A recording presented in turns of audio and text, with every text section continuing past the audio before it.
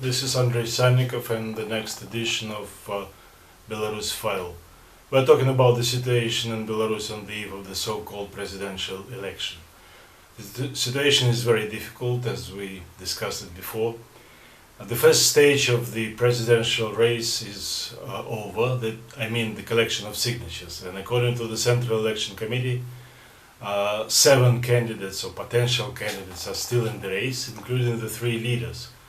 There is a peculiar situation because Siarhei Tsihanouski, the leading candidate of protest, is acting on behalf of her husband, blogger Siarhei Tsihanouski, who is in jail, being tortured as we have the information.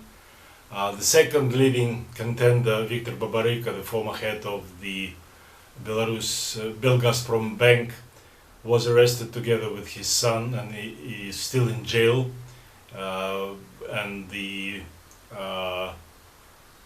He's been charged with several criminal actions. And the third one, Valery Tsepkalo, who is former head of high-tech park in Belarus and former diplomat, is still free, so to say. All of them submitted their documents, necessary documents, to the Central Election Committee together with the 4 others. But I doubt very much that the 4 others collected the necessary 100,000 signatures to participate in this campaign. What could be said about Viktar Babaryka, who was arrested and who warned that he would prepare a video calling his supporters for some action? He did prepare the video, and it was released on the second day after his arrest. But it was a strange proposal, I would say. He offered to organize a referendum on the constitution and get back to the constitution of 1994. Why I say this strange? Because I think it is extremely clumsy proposal during the presidential campaign, first. Second, during the arrest of the leading candidate, Viktar Babaryka himself, and his campaign manager, Eduard Babaryka, his son. So the team is not explaining why it is needed in clear details and in clear messages.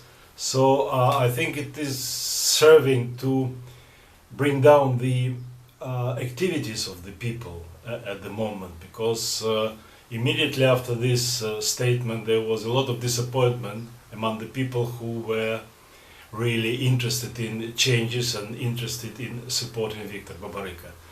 All other candidates, as I said, the 4 of them, if anybody of them is registered, it will be definitely a fake candidate.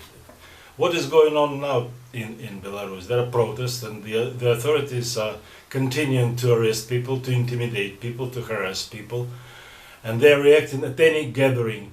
For example, there was a gathering in support of the shop with national symbols on clothes and other items, and about 20 people were arrested just because they were in line to buy some souvenirs.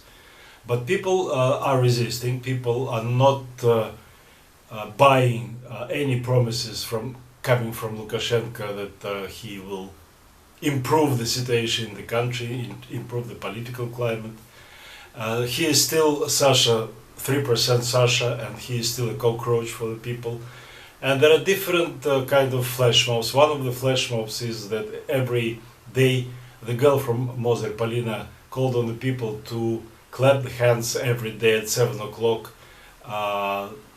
switch on some music connected with the protest, and to show their support for 97% instead of 3% that Lukashenko has. Lukashenko went to the military parade in Moscow that was ironically held on the 24th of June this year, which was not attended by any meaningful politician, foreign politician, and he got a very cold reception there. Putin didn't speak with him. It doesn't matter much because they're both of the same kind, and the nature of their regimes is similar, so they are not on good terms. It is known to everybody, but still there was a demonstration of contempt watch Lukashenko and his sons with whom he went to Moscow.